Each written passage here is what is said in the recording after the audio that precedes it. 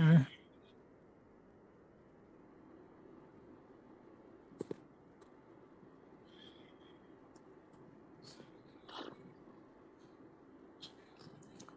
सभी को प्रणाम, नमस्कार। प्रणाम दादा। प्रणाम दादा। तो हम लोग डाइजेशन के ऊपर काम कर रहे थे, और डाइजेशन में हमने जो जाना लार के सलाइवा के बारे में। इसके बाद जो है भोजन का जो प्रक्रिया आगे का शुरू होता है। आगे की जो प्रक्रिया है उसमें भोजन में लार के बाद में जो हमारा जो पाचन वगैरह होना शुरू होता है, तो अंदर खाने का जब प्रक्रिया, जैसे ही हम अंदर की तरफ भोजन को ग्रहण कर लेते हैं, तो वहां पे कौन कौन सी प्रक्रिया चलती हैं। पहली जो प्रक्रिया है वो हमारे जो कंटेंट्स हैं वो टूटने लगते हैं अलग अलग। उसमें एक मिनट होल्ड करिए। अगर इसका कोई नोट्स हो तो शेयर कर सकते हैं क्या दादा? नहीं, वो सब पुराने बनाए हुए थे, सब उड़ उड़ा के पता नहीं कहाँ चले। अच्छा ठीक। तो आप पहले कुछ बता दें तो मैं डाउनलोड कर देता हूँ। क्या आज टॉपिक ले रहे हैं? टॉपिक तो वही चित्र है, चित्र को अपने को सामने रखना होता है, इसके हाँ, अलावा कुछ है नहीं। तो चित्र तो हमने कुछ डाले थे डाइजेस्टिव सिस्टम के, हाँ तो उसमें से ग्रुप में आप देख सकते हैं जो आपको ठीक लगता है। उस दिन जो डाले थे मैं दोबारा उसको फॉरवर्ड कर देता हूँ, फिर आप देख लीजिएगा। हाँ, जिसमें पूरे नाम लिखे हो ना वो डाल दीजिए, मैं खाली प्रक्रिया की अभी चर्चा। सारे एंजाइम्स के जो नाम लिखे हैं वो वाले। नहीं नहीं, वो एक फोटो। खाली अभी मैं प्रक्रिया की चर्चा कर रहा हूँ, कुछ बता ही नहीं रहा उसमें। कितने 5 प्रकार की प्रक्रिया में हमारा भोजन का पाचन शुरू होता हाँ ठीक। है ना। वही प्रक्रिया पर, उसको इंग्लिश में क्या हाँ, बोलते हैं? प्रक्रिया मतलब सिस्टम। 5 प्रकार, मतलब खाने के पाचन को 5 भागों में बांट सकते हैं। तो पहली प्रक्रिया यानी आ, पहला जो काम होता है वो क्या होगा, दूसरा क्या काम होगा, तीसरा एक क्या मिनट, काम होगा, मैं जरा चौथा। आपको कुछ शेयर कर रहा हूँ, आप बताइएगा।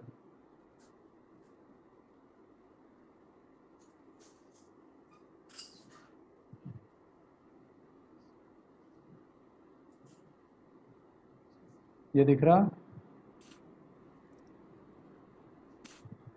एक ये है जिसमें आपके मुंह के ऊपर सलाइवरी ग्लैंड, फिर नीचे लीवर के हाँ जी, अलग हाँ जी, अलग, ये वाला फोटो ठीक है। ठीक है।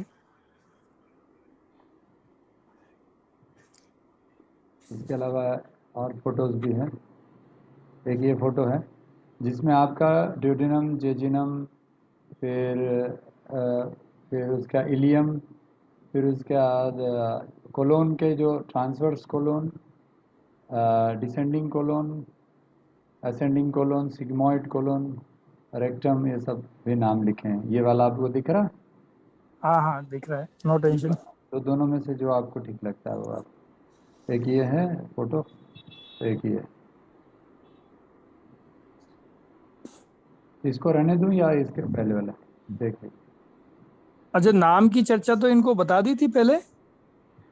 सभी को नाम पता है क्या, ये जो भाग हैं?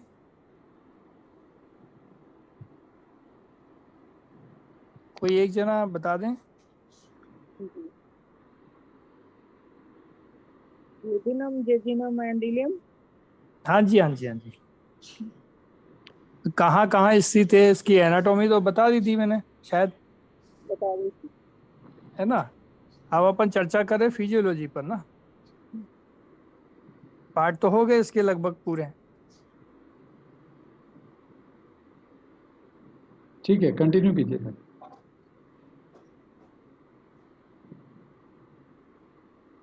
तो एक बार और मैं आपको, साइलेंट मोड में चले गए तो एक बार आ, बता ही देता हूँ, चलिए चर्चा कर लेते हैं।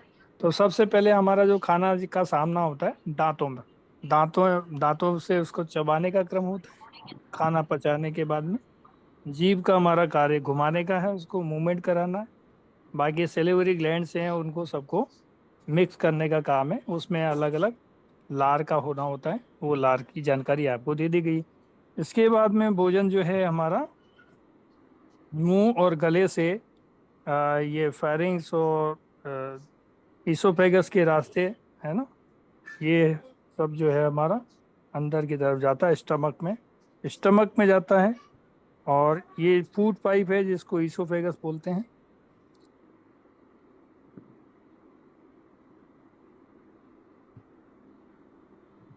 इसोफेगस से फूड जो है नीचे की तरफ उतरता है, फिर अंदर की तरफ जाने के बाद में यहाँ ये स्टमक वाला पार्ट आ जाता है, स्टमक के अंदर जाता है। स्टमक का जो पहला वाला भाग है, ये दूसरा भाग है, फिर तीसरा भाग है। फिर उसके बाद में ये स्टमक से फूड जो है हमारा कहाँ जाता है, जेजुन ये ड्यूडिनम में। ड्यूडिनम एक छोटी आंत और बड़ी आंत को जोड़ने वाला हिस्सा है, जोड़ है एक तरह का, जॉइंट कह सकते हैं आप, या छोटी आंत का पहला हिस्सा भी बोल सकते हैं। तो ड्यूडिनम, फिर उसके बाद में वहां पर भोजन जाने के बाद में फिर जोजुनम। जोजुनम में क्या होता है, भोजन को फैलाया जाता है। फैलाने के बाद में जो बाइल जूसेस आते हैं, बाइल जूसेस को आने के बाद में उसमें मिलाते हैं, मिलाने का प्रक्रिया होती है। जैसे जैसे कि हम चावल वगैरह बीनते हैं ना, चावल, तो एक बर्तन के अंदर चावल को कैसे करते हैं, फैला देते हैं, जिससे उसके अंदर जो जमा कचरा है वो सारा दिख जाए। तो वो जो जमा हुआ कचरा है वो सारा इकट्ठा सामने उसमें दिख जाए, और तो हम लोग उसको उठा के बाहर फेंक दे पाते हैं। तो ये जो है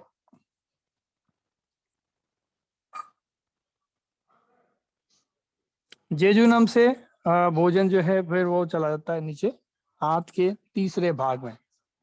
इसको हम क्या बोल रहे हैं, तीसरे भाग को दिखाई दे रहा है क्या यहाँ?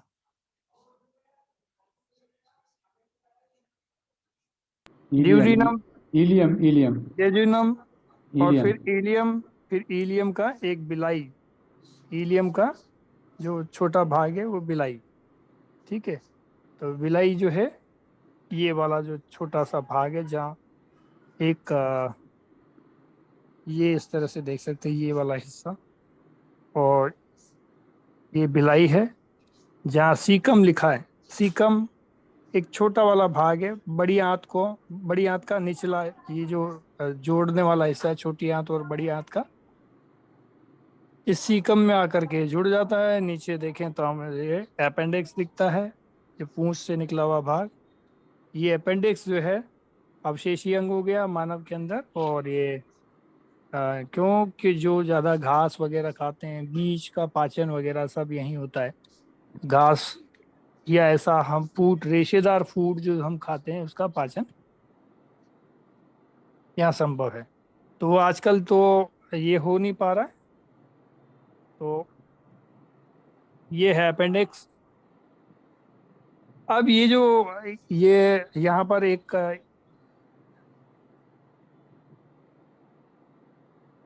छोटी आंत से जुड़ने का भाग था, जिसको सीकम बोला था हमने। सीकम को जब हम देखते हैं तो सीकम और बिलाई या विली कहें, तो सीकम का आखिरी भाग जो है विली या बिलाई, उसके अंदर उंगली जैसी संरचनाएं होती हैं। वो भोजन को जब पच जाता है पूरा भोजन, पाचन के बाद में उसका अवशोषण करती हैं। अवशोषण करने के बाद में एक्स्ट्रा जितना भी, मतलब लगभग लगभग सारे भोजन का यहाँ पाचन हो चुका है। और हो चुकने के बाद में जो एक्सेस पानी वाटर वगैरह जो कुछ भी उसमें हुआ है, या मिनरल विटामिन वाटर, ये जो वाटर सोल्यूबल मटेरियल है, वो बड़ी आंत में भेज दिया जाता है, वो यहाँ तक नहीं रहता। बाकी सबका अवशोषण हो जाता है। तो वाटर सोल्यूबल आगे चला जाता है, वो सरक जाता है, उसके बाद बड़ी आंत में चला जाता है। बड़ी आंत में जाने के बाद में यहाँ से सबसे पहले हम देखते हैं इसको असेंडिंग कॉलम, यानी असेंडिंग यानी ऊपर की तरफ चढ़ने वाला कॉलम। कॉलम जो है असेंडिंग है, इसीलिए असेंडिंग कंडीशन में बोला गया, असेंडिंग। और इसके बाद में जब ये इस तरफ शिफ्ट हो रहा है तो इसको ट्रांसफर्स कोलोन बोलेंगे। ट्रांसफर्स, ये ट्रांसफर्स, ये स्पेलिंग लिखी हुई है,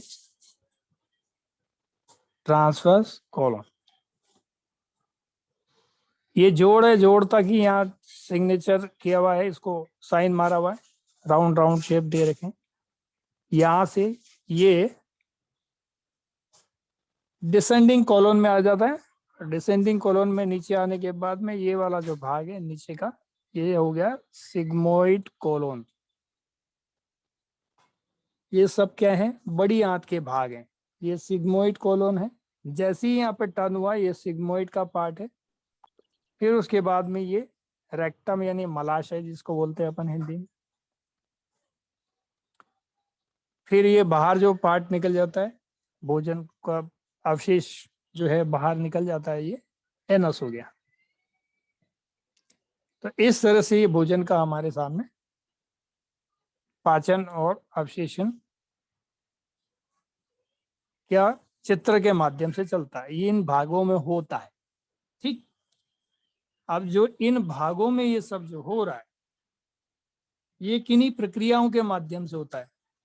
तो मेडिकल साइंस उनको अलग अलग नामों से प्रक्रिया को बोलते हैं। तो क्या क्या वो प्रक्रिया हो सकती है, उसकी चर्चा हम, ये तो हो गया फिजियो एनाटॉमी। अब एनाटॉमी का ज्यादा रोल हमने समझ चुके हैं। अब हमें जानना है केवल और केवल फिजियोलॉजी।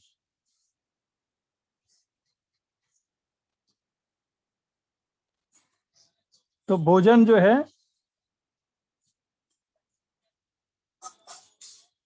5 प्रकार की क्रियाओं से संचालित होता है। तो पहला जो है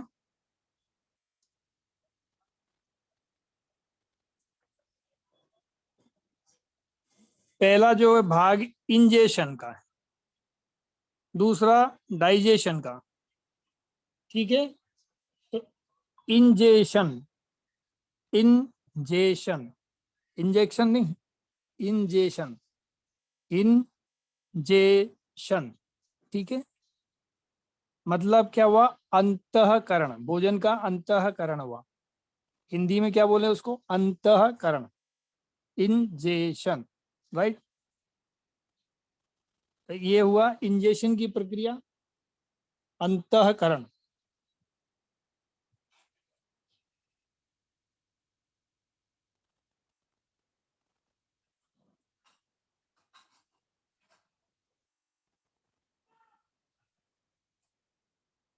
एक है, मैं पांचों के नाम पूरा अच्छे से मैं डाल देता हूँ आपको, 1 मिनट रुकिए बस।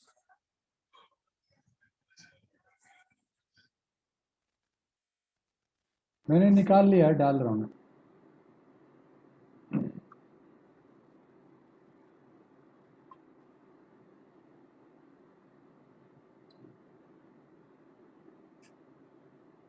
ये है ना, देखिए दादा, हाँ सामने दिख रहा, ingestion, digestion, absorption, assimilation, adjust, बिल्कुल ठीक है। इजेक्शन। तो इसका ये 5 प्रक्रिया है ये और देखिए, आप हिंदी में भी लिखा स्पेलिंग हुआ, में, यहाँ पर मीनिंग लिखा हुआ है साथ में, ये वाला। हाँ। ये वाला मैं डाल देता हूँ ग्रुप में। तो इस तरह से 5 स्टेप्स प्रक्रिया हो गई, मतलब प्रक्रिया को हिंदी में जो स्टेप्स कहा जा रहा है, स्टेज जिसको बोलते हैं, स्टेप बोलो, स्टेज बोलो। तो ये जो है इसके अंदर 5 प्रक्रिया या 5 स्टेज हो गई। खाने के पाचन के लिए 5 स्टेज। पहली स्टेज हो गई इंजेशन, यानी उसको ग्रहण करना या अंतःकरण। हिंदी में बोलेंगे क्या उसका, अंतःकरण। हिंदी में बोलेंगे इंजेशन को अंतःकरण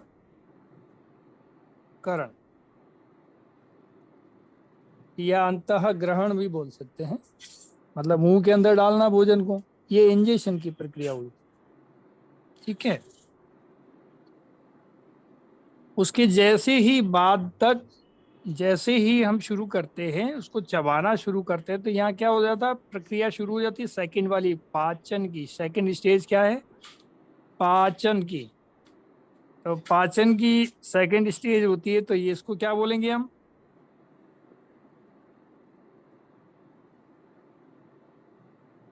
डाइजेशन। इनडाइजेशन, डाइजेशन, और इन लग जाएगा तो डाइजेशन खराब हो गया। डाइजेशन। जैसे हमारा डाइजेशन खराब हो गया, चित्र गायब हो गया, हमारा भी डाइजेशन खराब हो गया। तो डाइजेशन सेकंड वाला स्टेप क्या हुआ? डाइजेशन। तो ब्रेकिंग अप यानी तोड़ने का काम शुरू हो गया, भोजन को तोड़ने की प्रक्रिया शुरू हो गई। जैसे ही मुंह चलाना शुरू हुआ, इंजेशन कहाँ तक प्रक्रिया है, स्टेज जो है वो खाने को थाली में से उठाना और उठा करके मुंह तक ले जाना, बस ये हो गया। और मुंह के अंदर जैसे ही कोर घुसा, यहाँ आपका इंजेक्शन समाप्त हो गया। ठीक है, उसके बाद में डाइजेशन शुरू हो जाता है। अब आप चेंज चेंज करते रहोगे तो फिर मेरे को भी दिक्कत हो जाती है। बड़ा फोटो ढूंढ रहा हूँ।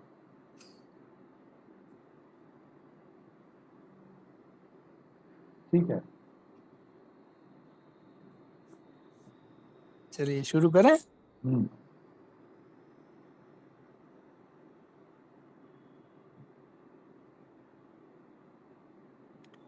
तो यहाँ पर जो दिया हुआ है ये 4 स्टेज की बात कर रहे हैं, ये ह्यूमन डाइजेशन सिस्टम में। There are 4 stage to food processing. पहली, इंजेशन, टेकिंग इन फूड, भोजन को अंदर लेना है मुंह में। डाइजेशन यानी भोजन का ब्रेकिंग डाउन, भोजन को तोड़ने की प्रक्रिया शुरू हो जाती है। ठीक है।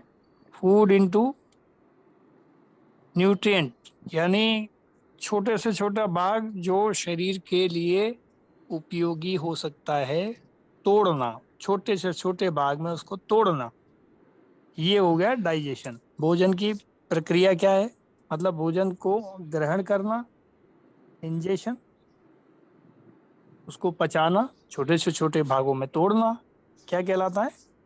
डाइजेशन। और खाने को एब्जॉर्ब कर लेना, उसको अपने शरीर के अंदर ब्लड तक पहुंचाने की जो प्रक्रिया जो शुरू हो जाती है। ये 5 स्टेज था ना? आपने 5 बोला हाँ था ना? हाँ, ये हाँ 4 ही दिख रहा है। इसके हाँ पहले वाला फोटो में 5 था। 1 मिनट। हाँ। हाँ, ये आ गया 5 वाला। तो वही तो कह रहा हूँ, प्रॉब्लम हो जाती है, मैं 4 कहूँ कि 5 कहूँ। नहीं, इसमें तो दिख रहा था। हाँ वही ठीक हम्म, है। ठीक है। चलिए, तो अब आता है एब्जॉर्शन। एब्जॉर्शन का मतलब है into body at small intestine. Absorption का मतलब हो गया छोटी आंत के अंतिम भाग का जो है उसको अपने पास में चूस के रख लेना। वो उसको चूस लेता है, जो भी मटेरियल होता है उसको इकट्ठा करके उसको रख लेता है। देखो आप डाइवर्जन करोगे तो मैं भी डाइवर्ट बता रहूंगा।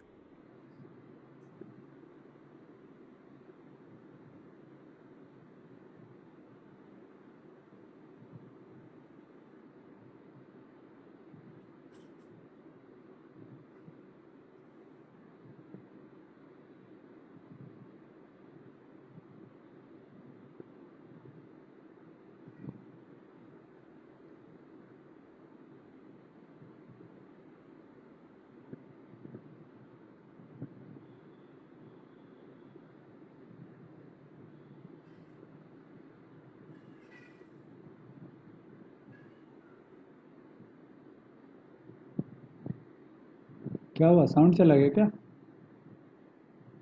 नहीं नहीं, क्या देख रहे हैं? तो पहली पहली जो प्रक्रिया है अंतःकरण, डाइजेशन, फिर अवशोषण जो होता है वो, फिर उसके बाद में एसिमिलेशन, स्वांगीकरण, उसके बाद में इजेशन यानी शरीर से बाहर निकालने की प्रक्रिया होती है। ऐसा भाग जो हमारे किसी काम का नहीं है वो हमारे शरीर से बाहर निकाल दिया जाता है। तो बहिष्करण इस तरह से प्रक्रिया पूरी 5 प्रक्रियाओं में भोजन का पाचन होता है और इस क्रिया को हम अब जानने का प्रयास करते हैं। तो इंजेशन हो गया भोजन का ग्रहण करना। ये भोजन को जैसे ही हमने भोजन का मुंह में लिया और ये हुआ इंजेशन। अंतःकरण पाचन, पाचन का मतलब छोटे छोटे मॉलिक्यूल्स में कन्वर्ट करना, वो पाचन कहलाएगा, डाइजेशन नाम दिया जाएगा। और तीसरा पोषण तत्व होगा शरीर द्वारा अवशोषण, ये एब्जॉर्प्शन कहलाएगा।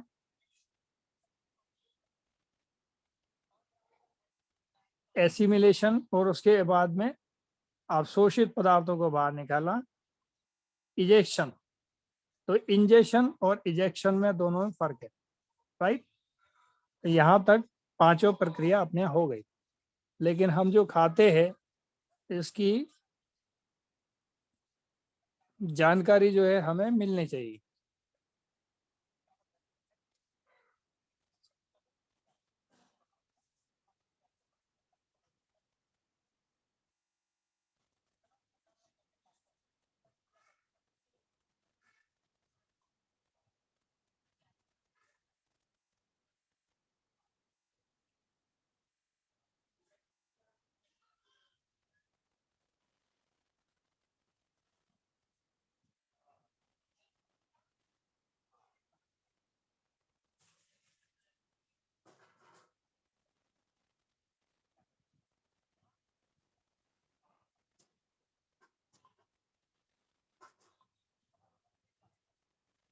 तो हमारे शरीर में क्या होता है, हम जो कुछ भी खाना खाते हैं उससे ग्लूकोज का निर्माण होता है। तो कार्बोहाइड्रेट जो है उसका पाचन कहाँ पर, मुंह में, ठीक है। तो एनर्जी का मुख्य स्रोत हमारे बॉडी में क्या है, कार्बोहाइड्रेट। तत्काल एनर्जी लेना है तो ग्लूकोज से मिलेगा।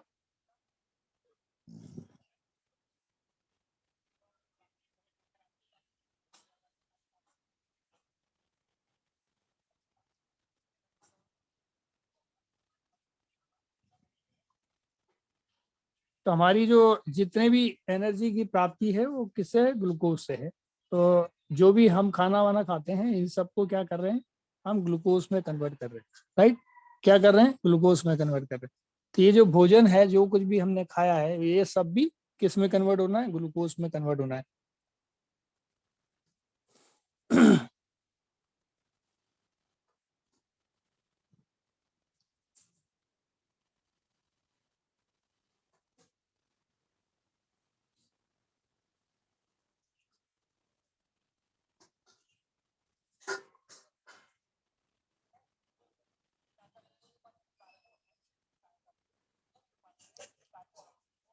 तो कार्बोहाइड्रेट को क्या है, त्वरित ऊर्जा का स्रोत माना गया है।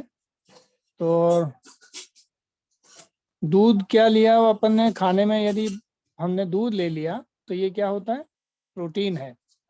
इसमें प्रोटीन है, लेकिन इसमें प्रोटीन से ऊर्जा नहीं मिलती, केवल हमें ऊर्जा मिलती है कार्बोहाइड्रेट से मिलती है। तो शरीर के विकास में क्या काम कर रहा है, सहायक तो है, लेकिन ये सीधे तौर पे हमें ऊर्जा नहीं देता। प्रोटीन अभी हमने खा लिया तो ये हमारे शरीर के विकास क्रम को तो बढ़ा लेगा, है ना। शरीर का वजन तो आपका बढ़ा सकता है, लेकिन ये ऊर्जा का स्रोत नहीं हो सकता, क्योंकि ये एक एमिनो एसिड्स के लेयर का मतलब एसिड्स का वो है, चेन है एक तरह का। एक चेन है, पूरी बनती चली जाएगी बनती चली जाएगी, लेकिन जो है ये चेन में कहीं ऊर्जा का कोई कार्य नहीं, क्योंकि इसमें केवल ये सेफ्टी गार्ड है जो ऊर्जा को पैदा करने वाले हमारे शरीर में भाग हैं उनका। तो ये प्रोटीन जो है, प्रोटीन हमारे को सुरक्षा तो दे सकता है लेकिन ऊर्जा नहीं देता। तो शरीर की वृद्धि हो रही है, बाल बड़े हो रहे हैं, नाखून बढ़ रहे हैं, हम शरीर बढ़ा रहे हैं, तो ये हमारे लिए प्रोटीन जिम्मेदार है इनके लिए। या उत्तक की मरम्मत दिन में टूट फूट हो रही है, ये सब प्रोटीन के थ्रू हो रही है। तो मान लो किसी का कोई ऑपरेशन होता है तो अभी डॉक्टर क्या कहते हैं, दाल का पानी ले लो। अंडे में, दूध में, इन सब में क्या पाया जाता है, प्रोटीन पाया जाता है। ये डॉक्टर लोग इसलिए इनकी सलाह देते हैं।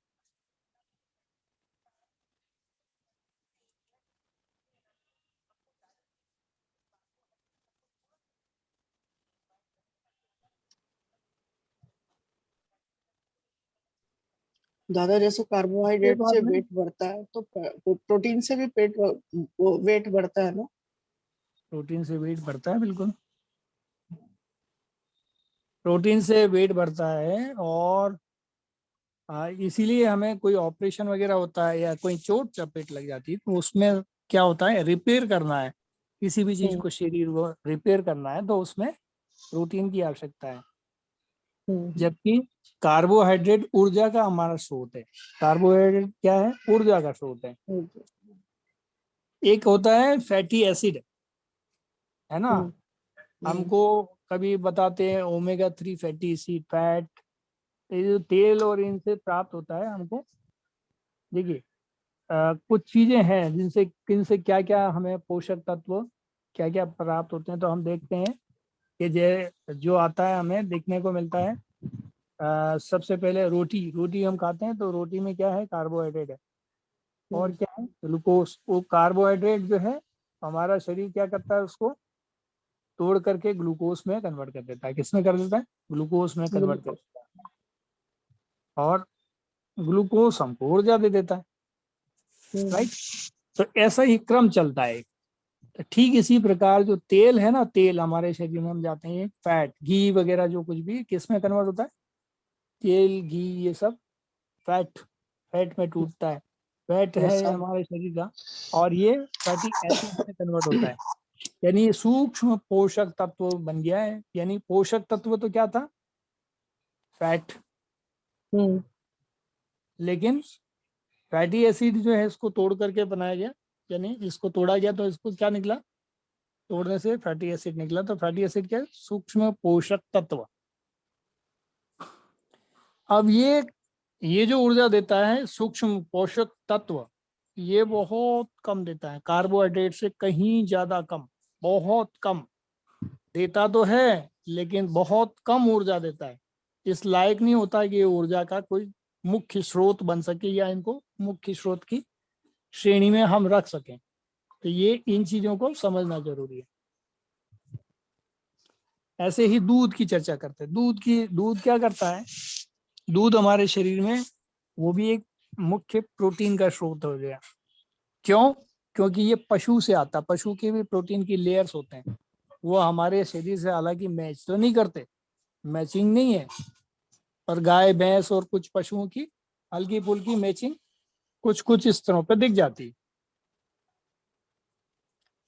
तो जब हमारा प्रोटीन हमारे शरीर के साथ मैच नहीं करता तो वो हमारे शरीर के लिए क्या बन जाता है, जहर बन जाता है। वो जहर बन जाता है। इसलिए दूध जो है ना, दूध को भी हम क्या करते हैं, दूध से कहीं ज्यादा अच्छा छाछ का प्रयोग अच्छा है।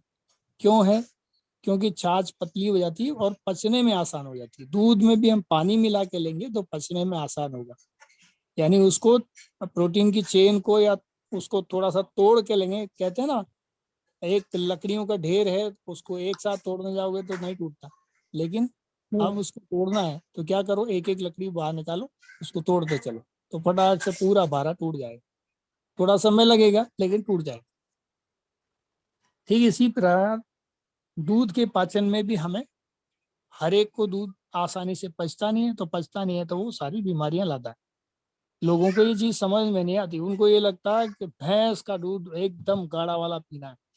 ये गाढ़ा वाला दूध क्या कर देगा उनको ये पता नहीं। बच्चे तो क्या है, उसको खेल कूद करके पचा लेंगे, और जो पहलवान है वो तो मगदर घुमा करके पचा लेगा। हम कहाँ जाए पचाने। तो ये जो चीज है इसको हमें समझना होगा। ये प्रोटीन में कन्वर्ट होता है। और दूसरा क्या होता है, प्रोटीन को जब तोड़ा जाता है तो इससे क्या निकलता है, एमिनो एसिड। क्या निकलता है, एमिनो एसिड। और जो ये एमिनो एसिड है ये भी हमारा ऊर्जा का कुछ हद तक स्रोत हो सकता है भले ही, लेकिन परमानेंट कोई स्रोत हम इसको नहीं बोल सकते।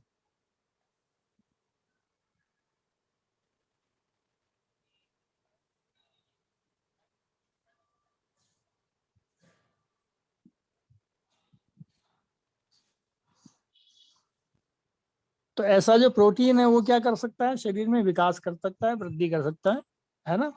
तो वो उसके लिए लाभदायक है। तो हमारे को चाहिए तो सही शरीर को, क्योंकि विकास भी करना है हमारे शरीर को, वृद्धि भी करनी है। लेकिन अब किन चीजों से हमको क्या करना है, अब हमारी एक उम्र की अवस्था है, एक बच्चा है, बच्चे को क्या करना है, बढ़ोतरी करनी है, तो उसके लिए ग्रोथ करनी है। ग्रोथ के लिए क्या चाहिए, प्रोटीन चाहिए। लेकिन अब हमें क्या चाहिए, हमें तो ग्रोथ नहीं करनी, हमारा पूरा शरीर हो चुका है, हमें ग्रोथ नहीं करनी। तो हमें केवल रिपेयरमेंट के लिए चाहिए प्रोटीन। तो रिपेयरमेंट के लिए कितना चाहिए, ज्यादा चाहिए। जैसे मकान बनाना तो हमें क्या, सीमेंट बजरी यह सब क्या चाहिए होता है, ज्यादा चाहिए होता ना। अब हमारा मकान बन चुका है, लाइफ का, जिंदगी का मकान बन चुका है, अब क्या होगा, अब हमें उतना सीमेंट और उतनी बजरी और उतना ये सब चाहिए क्या, नहीं चाहिए। क्यों नहीं चाहिए, क्योंकि हमारी आवश्यकताएं पूरी हो चुकी हैं। हमें सिर्फ छोटा मोटा कहीं गड्ढा हो गया है, किसी जानवर ने घर बना लिया है, साफ सफाई करनी है, कुछ टूट फूट गया है, मेंटेनेंस करना है छोटा मोटा, यानी इसके रिपेयरमेंट के लिए हमें चाहिए। तो रिपेयरमेंट के लिए तो इतना सीमेंट थोड़ी चाहिए जितना घर बनाने के लिए चाहिए। ऐसे ही शरीर के ग्रोथ के लिए बच्चे को चाहिए जितना प्रोटीन, उतना हमें चाहिए क्या, हमें नहीं चाहिए। हमें क्यों नहीं चाहिए, क्योंकि हमें वृद्धि थोड़ी करनी शरीर की। तो हमें चाहिए क्या, आज की तारीख में ग्लूकोज। हमें आज की तारीख में हमें क्या चाहिए, शरीर की वृद्धि के लिए, वृद्धि के लिए नहीं, ऊर्जा के लिए, ये शरीर को ऊर्जावान बनाने के लिए, वो भी लिमिट में, अनलिमिटेड नहीं, लिमिट में चाहिए। तो हमारे शरीर में क्या चाहिए, ग्लूकोज चाहिए। तो हमारा स्रोत भोजन का क्या होना चाहिए, आप बिल्कुल ऑब्वियसली बिल्कुल सही बोलेंगे, करेक्ट। ये भी कार्बोहाइड्रेट चाहिए हमें तो, कि जिसको रोटी वोटी खाने से, ऐसा कुछ आटा वाटा खाने से मिल जाता है। लेकिन इसमें भी आजकल ज्यादा ग्लूकोज पाया जाता है, ग्लूकोज ज्यादा पाया जाता है। तो ऐसा स्रोत कौन सा जो हमारा पेट भी भर दे और ग्लूकोज की मात्रा को भी कम कर दे और मिनरल और विटामिन और बाकी सारी चीजें भी दे दे। आज की युग में क्या हमारे सामने, तो आप कहोगे स से सब्जी और फ से फल। तो एक उम्र के बाद में व्यक्ति को जो रिक्वायरमेंट होती है वो सब्जी और फलों की ज्यादा रिक्वायरमेंट होती है। और यही तरीका सही है, जो मांसाहारी लोग हैं उनको भी छोड़ करके ये सब जो है इस क्षेत्र में आना चाहिए और आसान से पचने वाला भोज्य पदार्थ अपनाना चाहिए। उससे बहुत सारी बीमारियों से वो बचे रहेंगे, बचने से उनको फायदे ही है। क्योंकि अब एक एक अवस्था है उसमें बहुत ज्यादा मांस में क्या मिलेगा हमें, मांस में क्या मिल सकता है, क्या मिलेगा उसमें, या तो फैट होगा, चर्बी होगी, या दूसरा क्या मिलेगा, प्रोटीन होगा। ये प्रोटीन ग्रोथ तो करना नहीं है हमारी बॉडी को अभी, तो ग्रोथ करने वाले लोग दूसरे होते हैं, तो उनके लिए ठीक है। लेकिन उसमें भी ऑप्शन दूसरी चीजें हैं, तो दूध भी है, अन्य चीजें भी हैं। जैसे अभी किसी लेडी को बच्चा हुआ तो उसको ग्रो करना है, बच्चे को भी दूध पिलाना और खुद का भी शरीर बनाए रखना है, नहीं तो उसका क्षरण होगा। तो क्षरण होगा तो कितने दिन, एक दिन, 2 दिन, 3 दिन, 10 दिन, 15 दिन, 100 दिन, 200 दिन, इससे ज्यादा कितना झेल पाएगी, कोई कितनी पहलवान होगी। तो क्षरण जो है वो ज्यादा दिन नहीं झेल पाती, तो इसलिए उसको भी थोड़ा सा प्रोटीन की आवश्यकता रहती है, हल्का फुल्का फैट, और जिसको कैलोरीज बोलते हैं आप लोग, कुछ ज्यादा ही उस समय एक्सेस जरूर पड़ती है जब बच्चों का पोषण चल रहा होता है। इसके अलावा यदि देंगे, अब ये बैलेंस में रहे, तब तो कमर का कमरा नहीं बनता, शरीर का फूलाव नहीं होता, बहुत ज्यादा फैलना नहीं होता। नहीं तो फिर आप देख ही लीजिए, जब जरूरत से ज्यादा उसको दिया जा रहा है तो इसका मतलब समझ जाइए वेट बढ़ने लगता है, हम लोग जानबूझ के मतलब जो रिक्वायरमेंट नहीं है उससे ज्यादा उसको दे देंगे तो उसका वजन बढ़ना है और बहुत सारी प्रक्रिया, वो स्लिम ट्रिम जो अच्छी भली दिखती थी वो अब वो ड्रम नजर आती है। ये अपने सामने हम घर के अंदर देख रहे हैं कि क्या चीज की रिक्वायरमेंट थी और क्या हमने दे दिया जिसका रिजल्ट हम सामने देख रहे हैं, हमारे ही अपने घरों में देख रहे हैं। बहुत ज्यादा दूर जाने की आवश्यकता नहीं, तो ये आपका घर ही प्रयोगशाला है ना, आपने अपने पे ही प्रयोग करके देखा इन चीजों को। तो इनसे आपको तय होना चाहिए कि हमें खाने में क्या चाहिए और क्या नहीं चाहिए, क्या छोड़ना है क्या रखना है, तो क्या जरूरतें हमारी किस प्रकार की होनी चाहिए और वो क्या है और क्या हमने कर दिया है। तो जो जो एक्सेस होगा वो सब क्या करेगा, कहते हैं ना अति सर्वत्र वर्गीयम, अति योग भी जाएगी, वो कोई ना कोई तो बीमारी लाएगी, बीमारी लाएगी तो स्वाभाविक रूप से आपको खर्च भी करना पड़ेगा। तो पहले तो पोषण पे खर्च करो फिर बीमारियों पे खर्च करो, ये किसने सिखाया। तो ये जो चीजें हैं ये हमें समझने की आवश्यकता है, केवल अपने छोटी सी प्रयोग से हम समझ सकते हैं।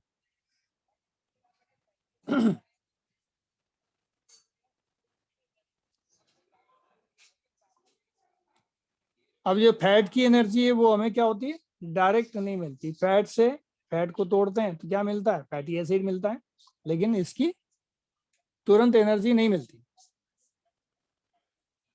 एनर्जी तो है लेकिन छिपी हुई एनर्जी है, यानी लॉन्ग टर्म के बाद में मिलेगी, अभी नहीं मिलेगी, बाद में।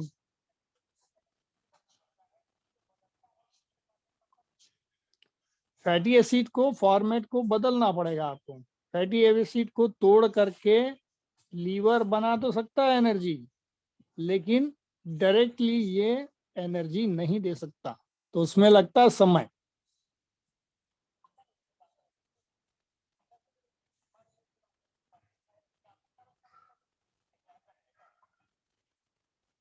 तो ये जो क्रम है देरी से आने का, इसमें एनर्जी क्या देर से तो मिल रही है, इसका मतलब ये थोड़ी कि हम इसके वेट में ग्लूकोज लेना बंद कर दें, रोटी चावल खाना बंद कर दें, जिससे भाई हमारे पास तो फैट है ना, क्या दिक्कत है, तो फैटी एसिड से एनर्जी मिल जाएगी। नहीं, लेकिन वो आपके शरीर का क्षरण करती है। जैसे हम बस उपवास करते हैं, उपवास क्यों करते हैं, उपवास भी इसीलिए करते हैं कि जिससे जब हम उपवास करते हैं तो हमारे जो शरीर में जमा हुआ एक्स्ट्रा फैट है, हमारा शरीर उसको कंज्यूम करे, उसको यूज करे और फैटी एसिड में कन्वर्ट करे, हमारे फैट को गलाए और फैटी एसिड में कन्वर्ट करे, फैटी एसिड से हम एनर्जी लें। तो हमारे शरीर को जितना चलाने के लिए चाहिए, तो उस दिन जो हम बल्कि उपवास वाले दिन तो और कुछ बादाम बादाम का हलवा पता नहीं क्या, एक ही टाइम में सब कुछ निपटा डालते हैं। तो इतनी देर तो वेट किया हमने, भूखे रहे और भूखे रह करके फिर एक ही टाइम में दोनों टाइम का तीनों टाइम का भोजन एक साथ निपटा लिया और ज्यादा ब्लॉक हो गया सिस्टम। तो ये आजकल जो उपवास चल रहा है वो ठीक नहीं है। तो हमें इसी क्रम को समझना है, जानना है, ठीक है।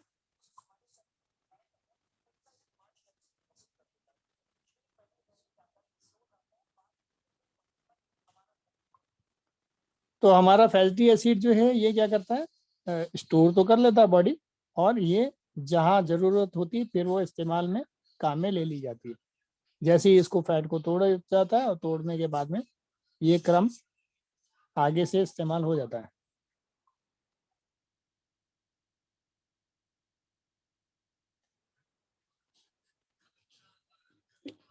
ये जो फैट हमें एनर्जी तो दे रहा है, लेकिन क्या कर रहा है, लॉन्ग टर्म के बाद दे रहा है, लंबे समय के बाद दे रहा है।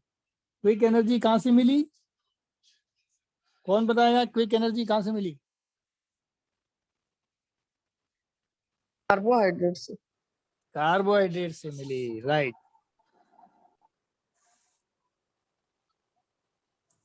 अब मिनरल और विटामिन की चर्चा करते हैं।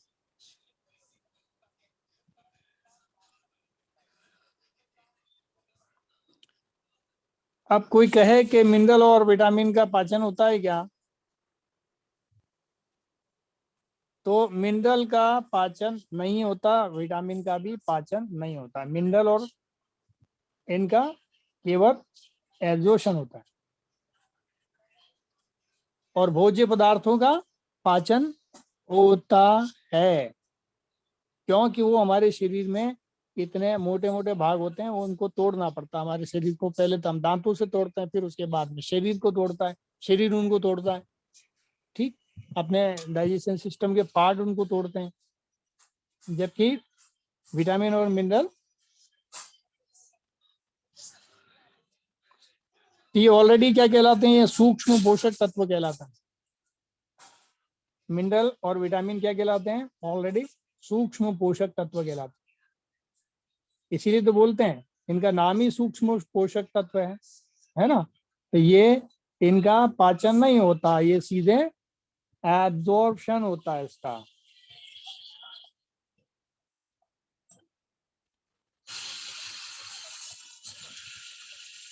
जी।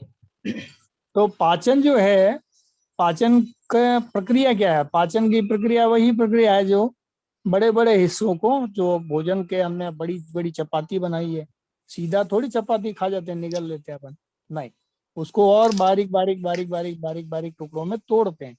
तो पाचन क्या है? तोड़ना है भोजन को, क्या है? तोड़ना है। और छोटे छोटे मॉलिक्यूल्स में जितना कि अभी आधुनिक विज्ञान बोलता है 0 से 7 ओम्स तक के जो है टुकड़े होंगे, तभी हमारा शरीर इससे ज्यादा का ऑब्जॉर्प्शन नहीं कर पाता। तो इतने छोटे छोटे उसको भाग में तोड़ करके कंटेंट में बदलना रहता है, तब जाके हमारा शरीर उसको अंदर एब्जॉर्ब करेगा। नहीं तो ये रोटी के टुकड़े ब्लड के अंदर जा करके वो तैरने लग जाएंगे, फिर कहीं फंस जाएंगे, है ना। बड़ी बड़ी रोटी के टुकड़े अंदर जाके फंस जाएंगे, और किसी ने किसी जीव की हड्डी वड्डी चबा ली तो अंदर पता नहीं क्या हो जाएगा। इसलिए हमारा पाचन भी जरूरी है, पाचन के बिना सारी प्रक्रिया पूरी नहीं होती।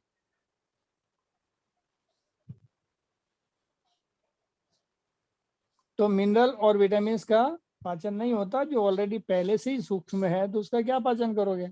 इसलिए इनका पाचन हमारे शरीर में नहीं होता, इसलिए इनका केवल और केवल अवशोषण होता है।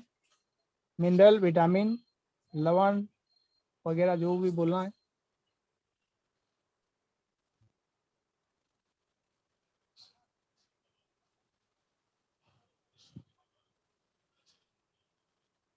तो शरीर में क्या है कि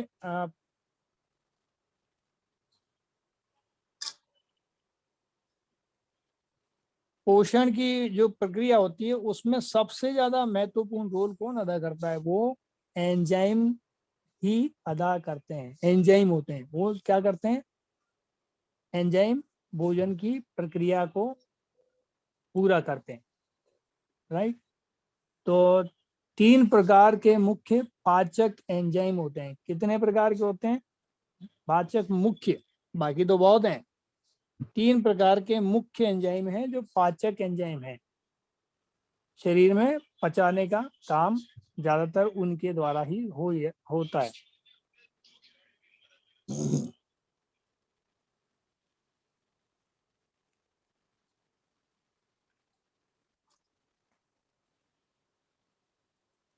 एंजाइम और हार्मोन्स में बहुत फर्क है, ये समझना जरूरी है। तो एंजाइम क्या है? जहां पर पाचन तंत्र में एंजाइम पाए जाते हैं, और परिसंचरण तंत्र में हार्मोन पाए जाते हैं। यानी ब्लड के अंदर घूमने का काम तो, यानी परिसंचरण में सारे के सारे जो है भाग के अंदर हार्मोन्स पाया जाएगा, जबकि ब्लड के अंदर क्या पाया जाएगा? हार्मोन्स पाया जाएगा। और पाचन में क्या पाए जाएंगे? एंजाइम। पाचन तंत्र में क्या पाए जाएंगे? एंजाइम। डाइजेस्टिव सिस्टम में एंजाइम। और परिसंचरण तंत्र में क्या पाया जाएगा? हार्मोन्स। जब भी एंजाइम और हार्मोन्स का मिलन हो जाएगा, तब भयंकर वाले रोग आएंगे, भयंकर वाले। एंजाइम्स और पाचन का मिलन कभी भी नहीं होता। जैसे किसी को गैस्ट्रिक अल्सर हो गया पेट में, है ना, अब उसमें से जो ब्लड निकला, जैसी ब्लड निकलता है तो ये एंजाइम के साथ में जैसे ही मिलता है तो भयंकर वाली क्रिया करता है, और वो जो क्रिया करता है उसके कारण एक बड़ी घटना का वो बड़ी घटना को जन्म मिलता है, जिसमें गैस बनना, शरीर में बहुत सारी बीमारियां और प्रकार की कई हो जाती हैं, क्योंकि ब्लड के अंदर एंजाइम का प्रवेश नहीं होना चाहिए। वहां जगह ही नहीं ब्लड के अंदर, वहां केवल हार्मोन्स की आवश्यकता है। ब्लड में हार्मोन्स घूमते हैं, ना कि एंजाइम।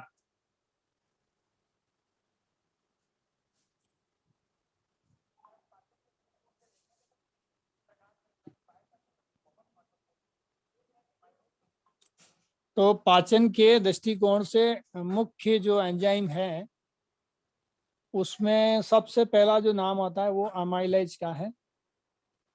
एमाइलेज, और एमाइलेज की स्पेलिंग में आपको लिखा देता हूँ, आप चाहे तो नोट कर सकते हैं।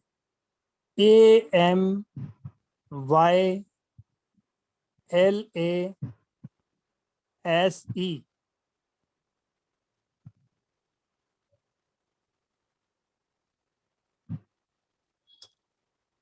ऑब्लिक करके एक और स्पेलिंग लिखी है, AMYLOPSIN।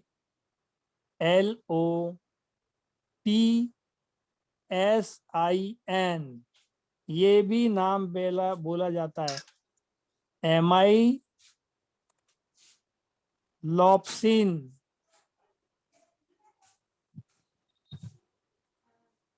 एक तो एमाइलाइज हो गया, दूसरा हुआ एमाइलोप्सिन। ठीक है, तो इस नाम से भी इसे जाना जाता है। होने को एंजाइम ही है, लेकिन नाम अलग अलग लोग हैं, अलग नाम है। ये नामों की दुनिया है एलोपैथी, आधुनिक विज्ञान। उसके बाद होता है लाइपेज, LIPASE, लाइपेज। दूसरा एंजाइम हो गया।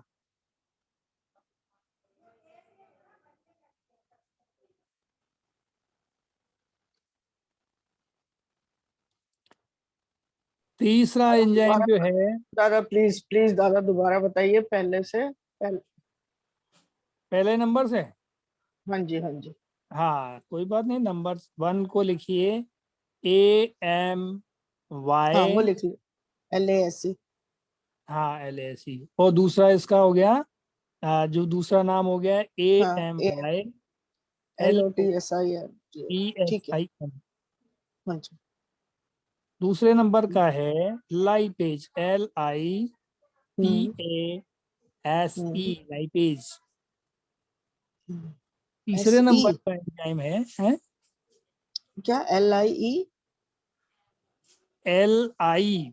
LIPASE, अच्छा, lipase. Lipase. Okay okay. Sir कोई पिक्चर शो कर रहे हो साथ?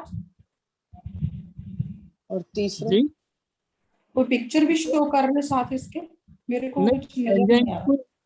भाई एंजाइम की पिक्चर तो होती नहीं है। ब्लड शो करना तो एक ब्लड की बूंद बना देंगे, इसकी पिक्चर तो होती नहीं ना एमाइलेज की। नहीं सर, कोई स्टेटमेंट वगैरह कर रहे हो शो? मेरे को कुछ नहीं पता लग रहा है। नहीं नहीं नहीं, ओके, स्टेटमेंट कुछ भी नहीं, स्क्रीन खाली है बिल्कुल, ठीक है जी। है ना इसका। अब इसमें पिक्चर लग नहीं सकती ना, एमाइलेज की कोई पिक्चर होती नहीं है। ठीक है जी। हाँ, अब आप कहोगे हवा, हवा बात की बात कर रहे हो तो बात की पिक्चर दिखाओ, कैसे दिखेगी? बात की होती नहीं, हवा की पिक्चर क्या करोगे? तो ये लिखा हवा हुआ की नहीं कहीं पे? लिखा हुआ तो मैं बता ही रहा हूँ सारा आपको। सर मैं मैं बता अभी तो ज्वाइन रही किया, मेरे को पता नहीं ना चला क्या कर। अभी ज्वाइन किया, वेरी बैड। मजबूरी थी सर। अच्छा कोई बात नहीं, चलिए आगे बढ़ते हैं। थर्ड। नंबर 3 में हम एक और नाम लिखते हैं, क्योंकि मैंने आपको बताया 3 ही तो है, इसमें बहुत बड़ा कुछ तो है नहीं, रॉकेट साइंस तो है नहीं। 2-3 नाम तो हम वैसे ही लिख सकते हैं, बड़ी चीज थोड़ी है दादा कोई। हमारे लिए तो ये रॉकेट साइंस ही है, आपके लिए कहाँ, तो। मैं तो इतना अभी इतना छोटा छोटा करके दिखा रहा हूँ, बहुत बड़ा। मंजीत दीदी से पूछिए, बलविंदर दीदी से पूछिए, हम सबके लिए रॉकेट साइंस है। बिल्कुल बिल्कुल सही कहा। अच्छा अच्छा, कोई बात नहीं। तो मैं बिल्कुल वैसे भी थोड़ा थोड़ा ही लिखाता हूँ ना, रोज बहुत सारा तो लिखाता नहीं हूँ, जी जी जी है ना। जी। बहुत सारा थोड़ी, 2-3 नाम ही तो लिखाता हूँ, ज्यादा कहाँ है। हाँ जी हाँ जी, नहीं दादा इतना तो सीखना ही पड़ेगा। हाँ बिल्कुल, शॉर्ट में सारा बहुत ज्यादा फैलाता नहीं हाँ हूँ कि रायता फैला दिया लो समेटते नहीं, रहो। सिखाओ जितना सिखाओ भी। सिखाओ, हम सब हाँ सीखने के लिए तैयार हैं, सिखा दो बस। जी जी, वेरी गुड। तीसरे वाले का नाम है PRO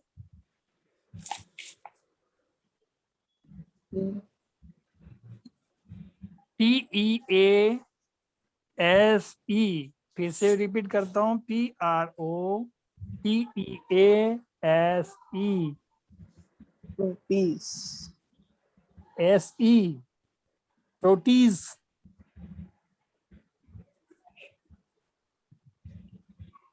अब इसका दूसरा नाम और है, इसको ऑब्लिक करके दूसरा नाम लिख दो इसमें, TRY PSIN, TRY PSIN,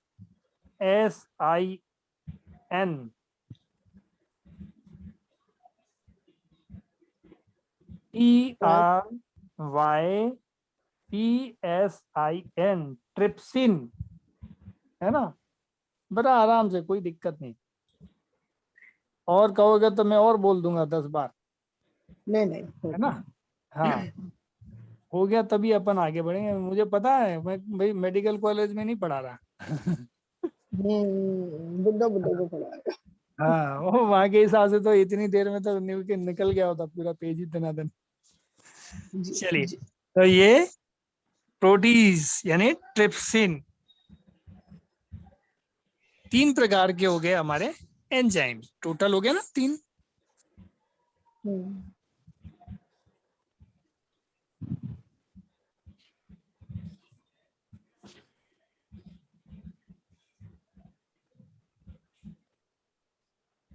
तो अब हमारे नाम क्या हुए, एमाइलेज, लाइपेज और प्रोटीज। एमाइलेज, लाइपेज और ट्रिप्सिन। ट्रिप्सिन भी बोला जाता है, तो इसको क्या बोल सकते हैं, ट्रिप्सिन या प्रोटीज। तो एमाइलेज, लाइपेज, ट्रिप्सिन, है ना। Amylase, lipase, trypsin. अभी 10 बार बोलते हैं, अभी याद हो जाता है ये। Amylase, lipase, lipase, trypsin. Amylase, lipase, lipase, trypsin, trypsin. Amylase, lipase, lipase, trypsin, trypsin. 3 enzyme है हमारे लिए। एमाइलेज, लाइपेज और ट्रिप्सिन मुख्य एंजाइम। यूं तो बहुत सारे हैं, उनको गिनने की कोई जरूरत भी नहीं है, और ना ही उनका कोई यूज होता है। तो एमाइलेज, लाइपेज और ट्रिप्सिन यूज तो ट्रिप्सिन। बॉडी करती है, लेकिन हमारे लिए अभी फिलहाल नहीं। एमाइलेज, लाइपेज और ट्रिप्सिन जितना हम बोलेंगे, और ग्रुप डिस्कशन आप क्लास के बाद में करेंगे आपस में, तो आपको, या जितना ज्यादा सुनेंगे तो ये आपको जल्दी से अच्छे से याद भी हो जाएगा। सुनने से बहुत सारी चीजें ज्यादा याद होती हैं, तो आप रिकॉर्डिंग चला के बार बार सुनिए, उसको नामुक अपने आप हो जाएगा। Amylase, lipase, trypsin. Amylase, lipase, trypsin 3 enzyme है हमारे मुख्य रूप से। Amylase, lipase, trypsin. Amylase, lipase, trypsin. Amylase, lipase, trypsin 3 मुख्य enzyme. Amylase, lipase, trypsin. Amylase, lipase, trypsin. Trypsin. Amylase, lipase, trypsin. अब तो भूलेंगे ही नहीं, पक्का याद हो गया होगा, नहीं। जी। चलिए, अब अपन आगे बढ़ते हैं। तो क्या होता है, ये जो एमाइलेज है ना, एमाइलेज, या एमाइलोप्सिन या एमाइलेज, एक ही बात है, नाम तो ही है, एक ही आदमी के दो नाम, तो एक ही एंजाइम के दो नाम, इधर का नाम बाहर का नाम होता है हमारे यहाँ, वैसे ही है। तो ये क्या करता है, कार्बोहाइड्रेट को तोड़ के किस में बदलता है, ग्लूकोज में। कार्बोहाइड्रेट को क्या,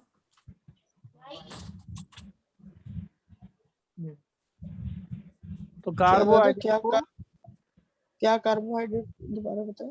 कार्बोहाइड्रेट को तोड़ के हम्म। ग्लूकोज में बदलने का काम करता है। लिख लीजिए उसके आगे एक लाइन, एमाइलेज कार्बोहाइड्रेट को तोड़ के ग्लूकोज में बदल देता है। अच्छा,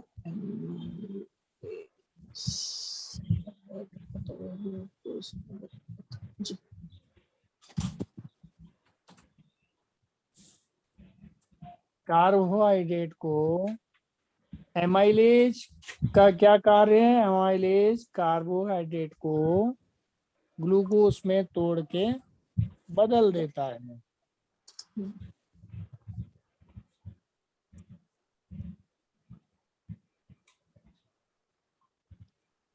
तो कार्बोहाइड्रेट की जगह स्टार्च नाम आ जाए तो घबराना नहीं, स्टार्च भी वही है, कार्बोहाइड्रेट भी वही। मेडिकली नाम के हिसाब से भले ही अलग अलग वो समझा जा सकता है, लेकिन काम वही है, चीज वही है, ठीक है। कार्बोहाइड्रेट्स का दूसरा नाम क्या है सर? स्टार्च बोल लीजिए ना, मैं समझी नहीं अभी। स्टार्च ऑब्लिक कार्बोहाइड्रेट ऐसे लिख लीजिए, स्टार्च या स्टार्च, STARCH, स्टार्च, ठीक है जी। राइट। तो स्टार्च या कार्बोहाइड्रेट को अमाइलेज या एमाइलोप्सिन, कार्बोहाइड्रेट या स्टार्च को किस में तोड़ के बदल देता है, ग्लूकोज में बदल देता है। ग्लूकोज।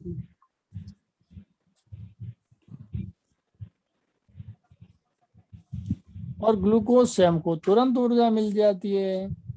कि ग्लूकोज को तोड़ने का काम इसको क्या कौन करेगा, एमाइलेज करेगा। तो अमाइलेज कार्बोहाइड्रेट या ग्लूकोज को ग्लूकोज में बदल देता है तोड़ करके, राइट। अब दूसरा देखते हैं, लाइपेज क्या करता है, लाइपेज या स्टेप्सिन, ये क्या करता है, ये फैट को तोड़ देता है, किसमें, फैटी एसिड में। होता है लाइपेज, लाइपेज किसको तोड़ देता है, फैट को। लाइपेज एंजाइम जो है किसको तोड़ता है, फैट को तोड़ के फैटी एसिड में बदल देता है। इसमें फैटी एसिड में बदल देता है। और क्या करता है, फैटी एसिड ग्लिसरॉल, एक मिनट, हाँ,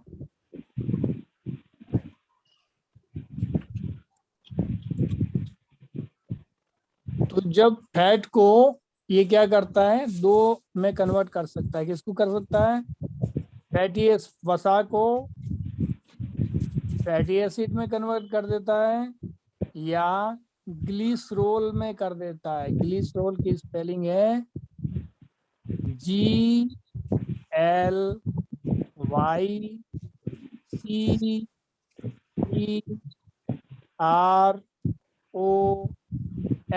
ग्लिसरॉल, GLYCEROL,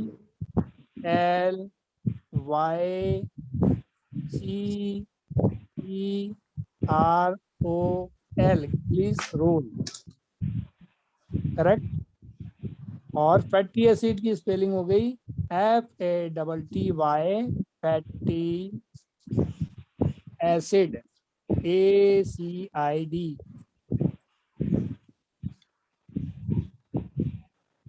कौन सा एंजाइम सर?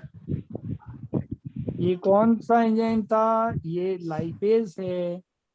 लाइपेज में कन्वर्ट करता है किसको? फैट को। लाइपेज एंजाइम फैट को, वसा को कन्वर्ट कर देता है, इसको तोड़ के छोटे छोटे कणों में बदलता है, और वो जो कण क्या कहलाते हैं? फैटी एसिड या ग्लिसरॉल। ग्लिसरॉल कहलाते हैं।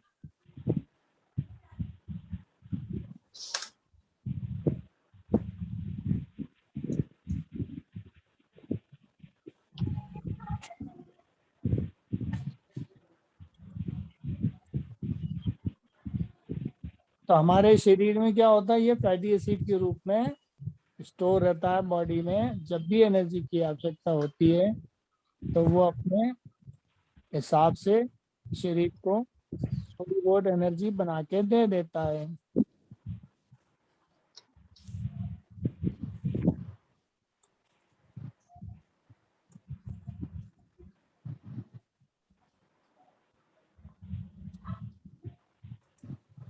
ठीक है। तो ये किसको तोड़ के क्या कर देता है? फैटी एसिड में या ग्लिसरॉल में।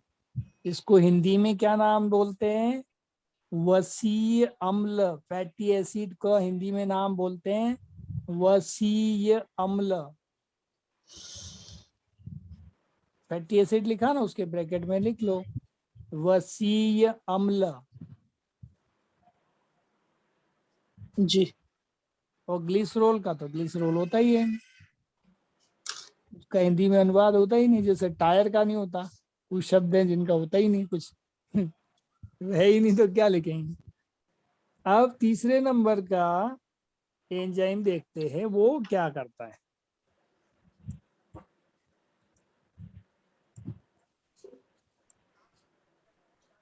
तो प्रोटीन, प्रोटीन को तोड़ने के लिए प्रोटीज, है ना, ऐसे आसान नाम बोलें तो प्रोटीन को प्रोटीज क्या करेगा? प्रोटीज किसको तोड़ेगा? प्रोटीन को तोड़ेगा। प्रोटीज प्रोटीन को तोड़ेगा। तो दूसरा नाम क्या है इसका? ट्रिप्सिन। प्रोटीज या ट्रिप्सिन। तो यदि प्रोटीज मिलता जुलता नाम याद रखना है तो मिलता जुलता रख लें, या ट्रिप्सिन नाम लिखना है तो ट्रिप्सिन रख सकते हैं। तो प्रोटीज या ट्रिप्सिन एंजाइम तीसरे नंबर वाला, ये किसको तोड़ेगा? प्रोटीन को तोड़ेगा और एमिनो एसिड में बदल देगा। किस में बदल देगा? Amino acid. Amino acid spelling note कर सकते हैं इसकी, AMINO, amino. AMIO, sorry, AMINO, amino acid. ACID acid. Slow motion में बोलते तो अपने से भी गलती हो जा रही है। प्रोटीन को तोड़ने के लिए प्रोटीज बॉडी में बरकरार रहता है। हाँ, प्रोटीज, प्रोटीज जो एंजाइम वो किसको तोड़ेगा? प्रोटीन को। प्रोटीज या ट्रिप्सिन एंजाइम किसको तोड़ता है? प्रोटीन को तोड़ता है और क्या बना देता है? एमिनो एसिड में बदल देता है। और शरीर में ये एमिनो एसिड ही अंदर रहते हैं।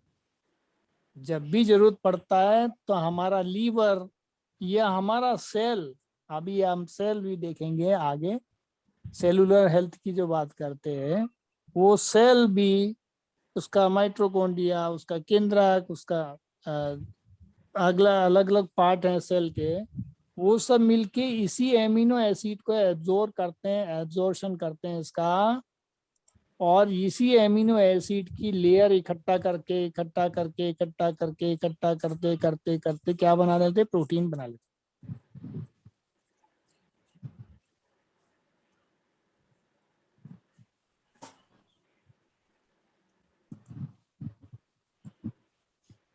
तो प्रोटीन क्या है? वो सुरक्षा चक्र है जो आपके शरीर में एनर्जी तो नहीं देता, लेकिन सुरक्षा जरूर देता है हमारे एनर्जी बनाने वाले अंगों को।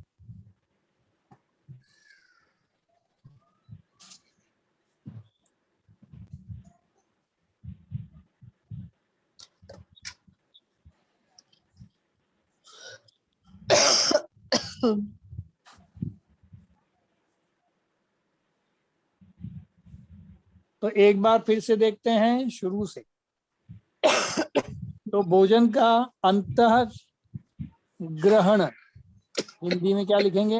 अंतः ग्रहण, इंजेशन, INGESTION, इंजेशन। भोजन का अंतः ग्रहण क्या कहलाता? भोजन को मुंह या गुहा से, मुख गुहा से, यानी मुंह के अंदर जो गुहा का मतलब गुफा, खाली जो जगह होती है, गुफा या गुहा बोल दो उसको, मुख गुहा बोलेंगे। मुंह का खाली भाग जिसके अंदर भोजन को रखा जाता है, भोजन को चबाने के लिए रखा जाता है। तो ये जो मुंह के अंदर जाने की जो क्रिया है वो क्या कहलाती? इंजेशन। भोजन का मुख गुहा में प्रवेश करना की जो क्रिया है वो इंजेशन कहलाती है। ठीक। अब दूसरा बिंदु इसी इंजेशन में क्या जान सकते हैं, चाहे तो लिख भी सकते हैं। भोजन का पाचन है जी, भोजन का मुख, भोजन का मुख गुहा यानी मुंह में, आप तो मुंह में लिख लो ना, ठीक है आम सर। बोलचाल में, आम बोलचाल की भाषा में लिख सकते हैं अपन। भोजन को मुंह में डालने की क्रिया जो कहलाती है अंतः ग्रहण, इंजेशन। इंजेक्शन नहीं, वो अलग चीज है। Ingestion, INGESTION, ingestion.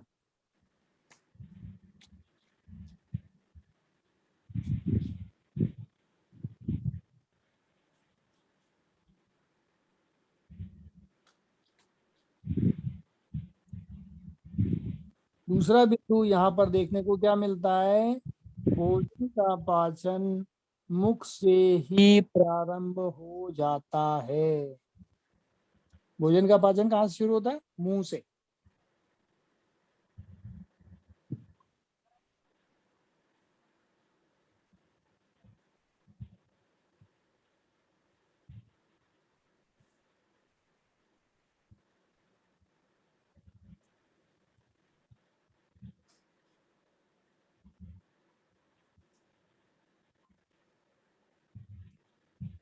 तो भोजन का पाचन कहाँ से शुरू हो जाता है? मुंह से। मुंह से।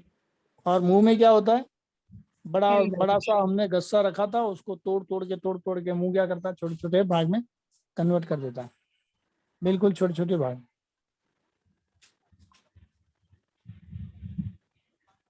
तो वहीं से प्रक्रिया इसकी शुरू हो जाती है।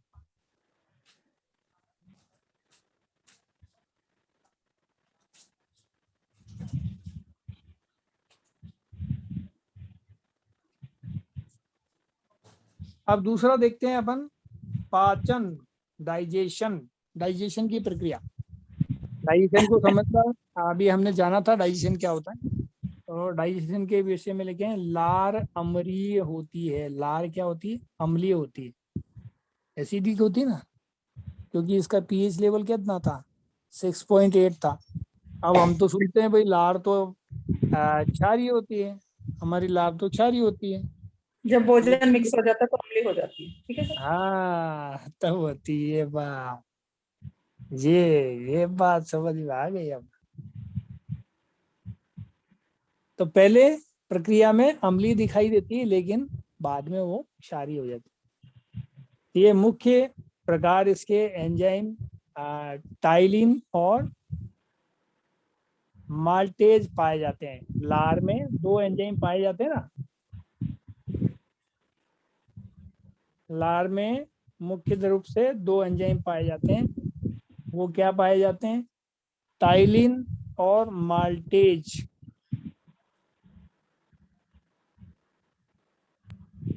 ये लिखा हुआ है आपके पास, है ना? लेकिन ये खाली मैं रिपीट कर रहा हूँ जिससे याद आ जाए, क्योंकि पिछला हमने भूल भूल गए, तो इसलिए पिछला रिपीट पहले करो फिर आगे। सर पहला एंजाइम टाइलिन और माल्टेज।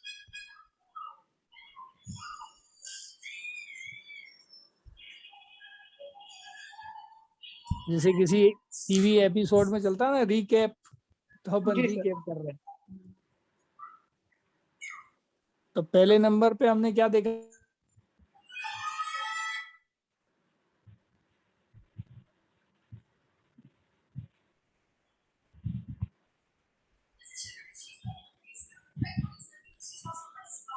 सर जो सिंपल वाटर होता है वो अम्लीय होता है। और दो प्रकार के एंजाइम देता है, खास तौर से मुख्य एंजाइम जो दो, जिनको टाइलिन और माल्टेज कहते हैं। वैसे तो 3 एंजाइम है, वो आपको पहले मैं लिखा चुका।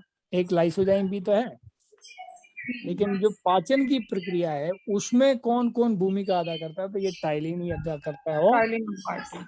माल्टेज करता है। वो क्या करता है, वो तो खाली बैक्टीरिया को मारने का काम करता है, नहीं तो वो कचरा पट्टी आपके शरीर में अंदर चला जाएगा बिना चबाए और अच्छे से। और जब तक वो अच्छे से मिक्स नहीं होगा, जब तक वो सब मरेंगे नहीं तो आपको अंदर से जाकर के खाएंगे, वो बीमारियां पैदा कर देंगे। तो सर उसका जो रोल आम वाटर है वो क्षारीय होता है कि अम्लीय होता है? कौन सा? Simple water. सिंपल जो वाटर आता है, जो भूमिगत जल जिसको बोलते हैं, हम लोग ग्रहण करते हैं, या जो हमारे गवर्नमेंट के द्वारा नलों में भेजा जाता है, जी जी। ये क्षारीय है ना अम्लीय है, ये न्यूट्रल होता है। पानी रे पानी तेरा रंग कैसा, जिसमें मिला है उस जैसा, है ना। ओके। अब इसको हम लोग कर देते हैं, बदल देते हैं उसको इधर उधर कुछ ना कुछ कर आके उल्टा पुल्टा। तो कुदरत से जो मिलता है वो तो एकदम न्यूट्रल है। जब भी तो पानी को जिसमें मिलाओगे वैसा हो जाएगा। आप चाहोगे तो उसको एसिडिक बना लो, आप चाहोगे तो उसको जैसे चाहो वैसा बना लो। इसलिए नाम ही उसका ऐसे ही हो गया है, पानी। कहते हैं ना क्या यार, कि तो स्वभाव में ही आदमी ऐसे है ये कि इसको किसी के साथ भी बिठा लो, तो पानी जैसा स्वभाव है इस व्यक्ति का, बोलते हैं ना किसी व्यक्ति के लिए, जी। कि इसको कैसा भी कहीं तो पानी है, ये जल तत्व है, किसी के साथ भी बिठा लो, जहाँ शामिल करोगे, जैसे दूध में मिलाओगे तो दूध के कलर का हो जाएगा,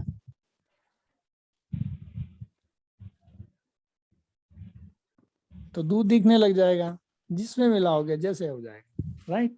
तो हम टाइलिन भोजन में उपस्थित पदार्थ यानी स्टार्च को क्या करता है, स्टार्च को माल्टेज में बदल देता है। वैसे मैंने लिखा हुआ है, लेकिन रिकैप कर रहे हैं अपन। तो टाइलिन भोजन में उपस्थित स्टार्च को माल्टेज में बदल देता है, जबकि माल्टेज नामक एंजाइम माल्टेज नामक एंजाइम माल्टोज को ग्लूकोज में बदल देता है। देखिए फिर से मैं बोलता हूँ, टाइलिन भोजन में उपस्थित स्टार्च को माल्टोज में बदल देता है। किस में बदलता है? माल्टोज में। और माल्टेज नामक एंजाइम लाइसोल। माल्टोज को ग्लूकोज में बदल देता है। क्लियर? ये हो गया पाचन, भोजन का डाइजेशन शुरू मुंह के अंदर ही।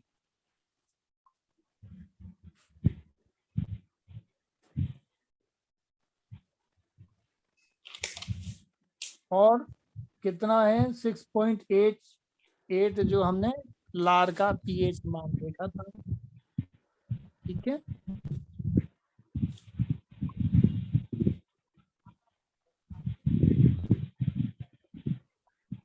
तो हमारा सूत्र क्या था? 7 से कम है तो अम्लीय, और 7 से ज्यादा हो गया तो क्षारीय, और 7 हो गया तो neutral. Correct? Clear? Neutral 7। Neutral तो 7 हो गया। ओके। अम्ली और अम्लीय हो गया 7 से नीचे।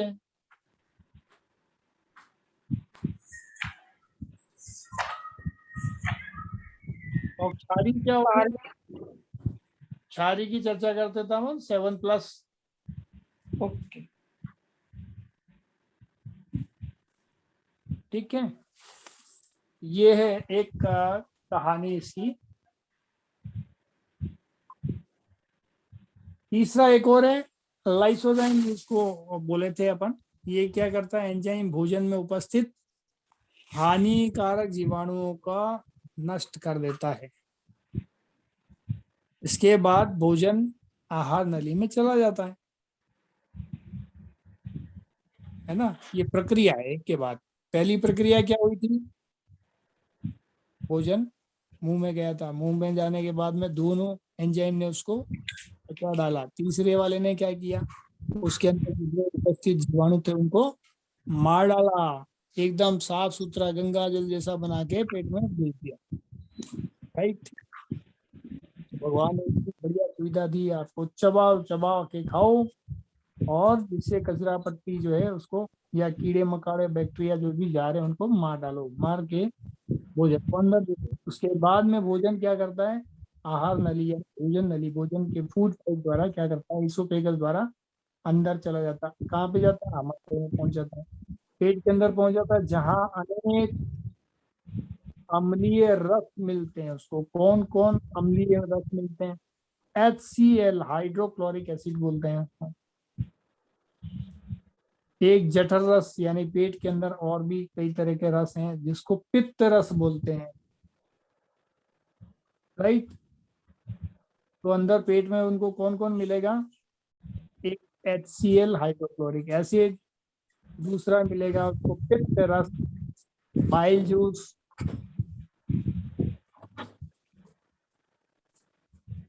तीसरा कौन मिलेगा? रेनिन। चौथा मिलेगा पेप्सिन।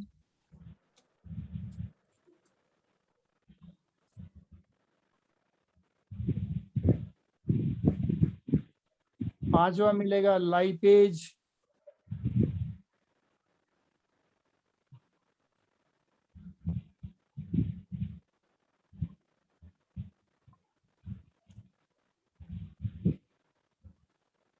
छठा मिलेगा एमाइलेज।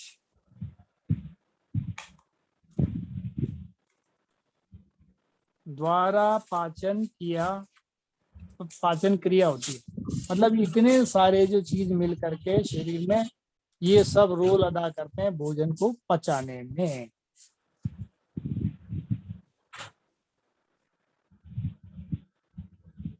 इतने सारे लोग जो हैं काम में लगे होते तब जाके आपका भोजन पचता है। अब सोचिए कि शरीर को कितनी ऊर्जा इस भोजन को पचाने में लगती है। खुद अपनी ऊर्जा लगाता है भोजन को पचाने में शरीर। यस। इसलिए बच्चे के पास तो ऊर्जा होता नहीं है। ये बच्चे को सीधा ग्लूकोज ही दिया जाता था, माँ के दूध में ज्यादातर वही पाया जाता है।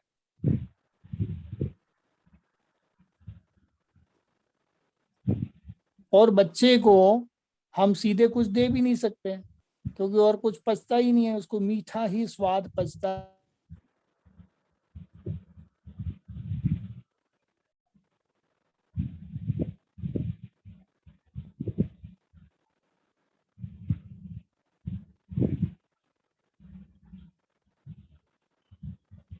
तो शरीर को बच्चा जैसे ही बाहर आता है माँ के पेट से, उसको ग्रो करने के लिए क्या चाहिए? मीठा रस चाहिए। इसलिए उसको मीठा दूध, माँ का दूध दिया जाता है मीठा।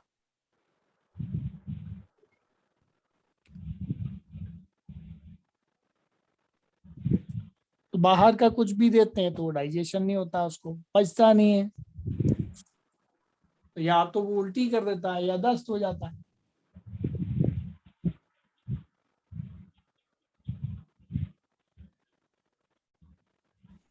अब हम आगे, नहीं तो ओवरडोज हो जाएगा, है ना। कल नेक्स्ट टाइम करेंगे। समय भी हो गया है, 6 बज गए, हमारे नल आने वाले हैं। सर एक मिनट प्लीज, रस के बारे में बता दो थोड़े, कितने रस बोले थे? 4 5 6 रस बोले थे अभी? जी। अच्छा अच्छा, चलो बता देते हैं फिर से। तो सबके नाम फिर से बता देता हूँ। सबसे पहला कौन सा रस है? हाइड्रोक्लोरिक एसिड, HCl शॉर्ट में बोलते हैं, हाइड्रोक्लोरिक एसिड, HCl। फिर दूसरा क्या मिलता है? जठर रस। पेट में जाने के बाद में इन सब से मुकाबला होता है भोजन का। अब ये जठर भोजन को छोड़ है। जठर रस को क्या कहते हैं? जठर रस का मतलब पाचक वो- अम्लीय रस? नहीं नहीं नहीं नहीं। हाइड्रोक्लोरिक रस हो गया। हाइड्रोक्लोरिक तो एसिड है ना, हो गया। लेकिन इसका इसका जठर रस बोलेंगे इसको। जठराग्नि तो जठर रस। चलो तो ठीक है। आमाशय के अंदर क्या गैस्ट्रिक, नहीं है? उसको गैस्ट्रिक जूस कहते हैं। हाँ, डाइजेस्टिव जूस अंग्रेजी में बोल देंगे, ये भी सही। हाँ वही गैस्ट्रिक जूस।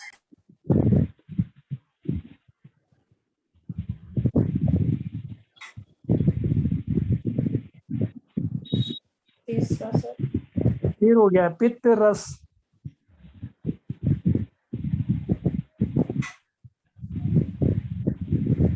फिर तो सबके नाम में है अंग्रेजी है पूरी में।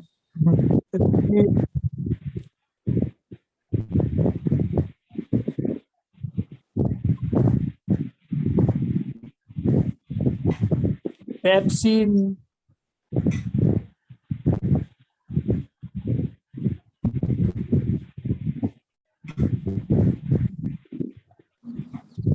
नेक्स्ट। रेनिन हो गया, पेप्सिन हो गया। पेप्सिन और रेनिन, पेप्सिन, सर रेनिन का स्पेलिंग बोलिए। है ना, लाइपेज। सर रेनिन की स्पेलिंग बोलिए। रेनिन हिंदी में लिख लो आराम से, अपने को कौन से परीक्षा देने जाना है, नहीं सर, आराम से। स्पेलिंग अच्छा से रेनिन, क्लियर हो जाएगी। हाँ हाँ, आर जी। ई, नहीं RANI, और RANIN।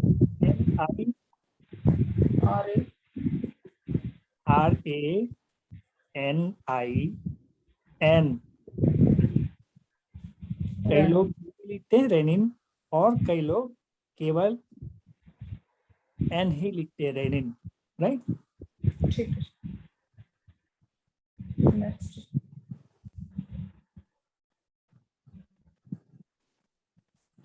तो रेनिन हो गया। लाइपेज, लाइपेज की स्पेलिंग हो गई LIPASP, लाइपेज। LIPASP। हाँ, ऊपर लिखा हुआ है ना, ठीक है। SE, ठीक। Lipase, LIPASP, lipase. और रेनिन का RENIN है।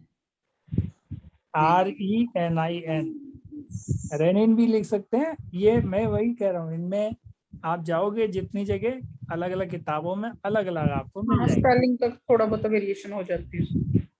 हाँ, ये झगड़ा इनका ये है ना, जो जो ग्रुपिंग बनी हुई है, अब इनकी भी कई ग्रुप बने हुए हैं। सर ये वही रस है जो खाने से उपजते हैं, हाँ जो खाने को चबाने के बाद उपजते हैं, वही रस है ना ये? हाँ जी, हाँ जी। नहीं, ये पेट में जाने के बाद के रस है, खाने के चबाने के समय तो मैं बता दिया आपको, अलग वो थे, मुंह के अंदर थे। ये पेट के अंदर हम पहुंच गए हैं, पेट के अंदर जाने के बाद के हाइड्रोक्लोरिक एसिड और ये सब पेट के अंदर जाने के बाद के हैं, पेट के अंदर मिलेंगे सब। फिर उसके बाद एमाइलेज, अभी लिखा था मैंने आपको, एमाइलेज क्या करता है? तीनों का काम भी लिखाया था। एंजाइम। हाँ एंजाइम, वही तीनों एंजाइम। ये तो हम खाली रीकैप कर रहे थे अभी, जी सर। आगे कुछ नहीं पढ़ाया, वही पुराने वाले को रीकैप कर रहे थे, ठीक। नया कहाँ है।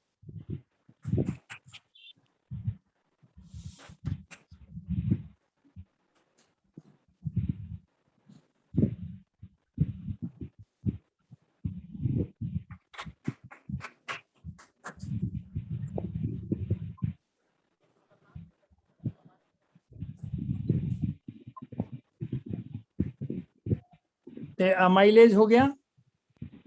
जी सर। तो ये जो है ये सब के सब एक तो एमाइलेज आदि के द्वारा क्या होता है, पाचन होता है।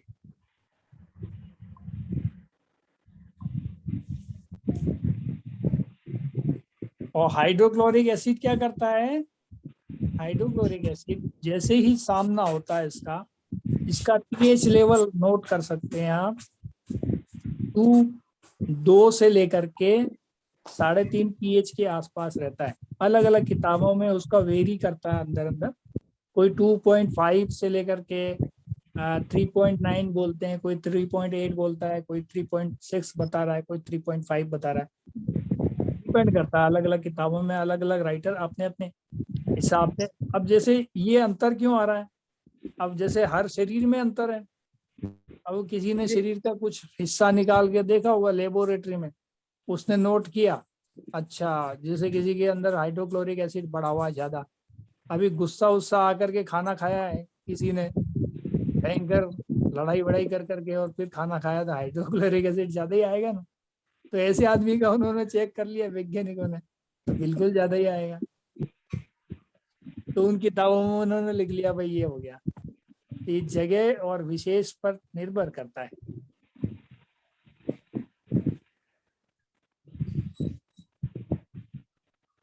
अभी टीवी दिखा दो, टीवी दिखाओ 2 घंटा आधा घंटा, टीवी देखने के बाद में खाना खाएगा आदमी तो उसका ये बढ़ा ही रहेगा। तो ऐसे आदमी को थोड़े दिन बाद एसिडिटी होनी पक्की है, टीवी देखते हुए खाना खाएगा। और बीमारियां जो आनी है वो तो आएगी, बात करते हुए खाएगा तो भी आएगी।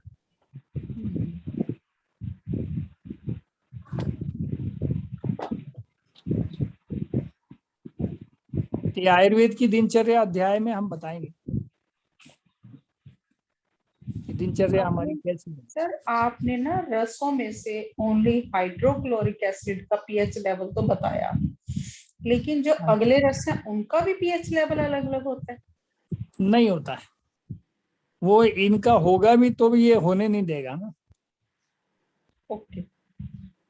क्योंकि जो आप बिग बॉस यहाँ पे हाइड्रोक्लोरिक एसिड है और सबकी मात्रा ज्यादा है ना। Okay, big boss is hydrochloric is a big boss in the हाँ बॉडी। बिग बॉस है वो, तो सीधा इसका सामना होता है भोजन जैसी आहार नाल से स्टमक में जैसी अंदर घुसता है भोजन, और सबसे पहले सामना इसका हाइड्रोक्लोरिक एसिड से होता है। जो कीटाणु आपके मुंह से बच गए थे वो यहाँ पर बचने के सवाल ही नहीं, बाकी बच्चों को ये निपटा देता है। ठीक है।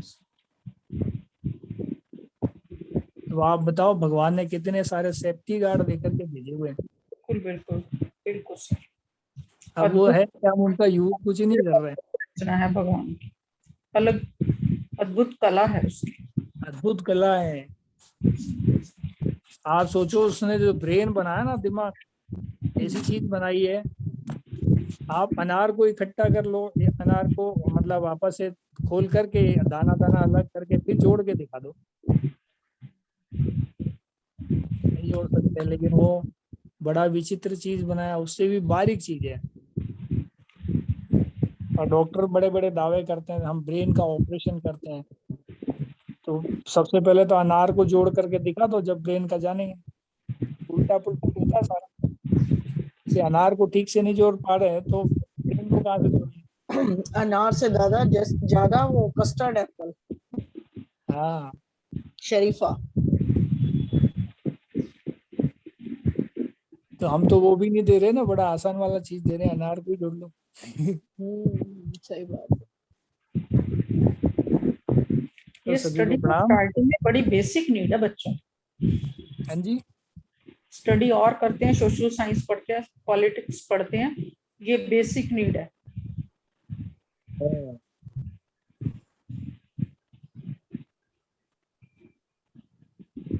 अब हम हमारे नहीं यहाँ नहीं नल आ पढ़ी तो गया है, बच्चों के लिए क्या। हमें पानी वानी का भरने का काम करना है, नहीं तो हमको पानी वानी नहीं मिलेगा, नल चले जाएंगे थोड़ी ठीक देर है में। दादा, ठीक है, ठीक है। ओके, हाँ, थैंक यू सर। क्योंकि इस साइड तो धन्यवाद आएंगे दादा। मैडम तो कोई है ही नहीं घर में। आप दूर रहते हैं सर, नजदीक होते तो हम भी भरवा देते।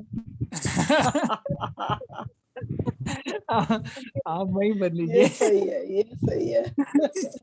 अच्छी बात है, इसमें क्या, ठीक है, टीचर्स की जी इतनी तो कर सकते हैं। जी जी जी, बिल्कुल कर प्रणाम। सकते हैं जी, बैठे ही बिल्कुल। दूर है हम। जी जी, कोई बात नहीं, शुक्रिया। कभी हम दूर हैं जरूर, शरीर से दूर हैं, लेकिन मन और आत्मा से हम सब साथ हैं, है ना। जी जी, जी, प्रणाम। पानी आ प्रणाम, जाएगा धन्यवाद जरूर, कोई दादा, बात। धन्यवाद। Thank you sir, so many thanks. Welcome, प्रणाम। योगा वाले टीचर दादा का बहुत बहुत शुक्रिया, और दीदी का भी, सभी स्टाफ गण का थैंक यू। धन्यवाद, धन्यवाद।